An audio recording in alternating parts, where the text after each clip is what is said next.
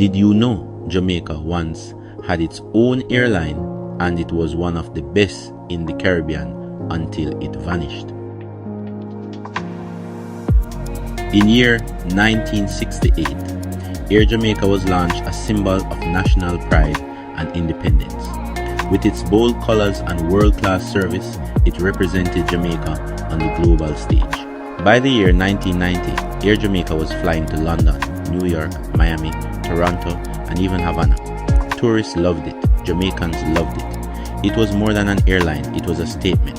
But behind the scenes, it was losing billions of dollars. Mismanagement, political interference, and massive debt slowly destroyed the company. In year 2010, Jamaica handed over majority ownership to Caribbean Airlines, Trinidad and Tobago. And by year 2015, the Air Jamaica brand was completely gone. We lost more than just a company. We lost a piece of Jamaican identity. Should Jamaica launch a new airline again? Type in the comments if you agree. Join my WhatsApp group where we discuss Jamaican money, power, and real solutions.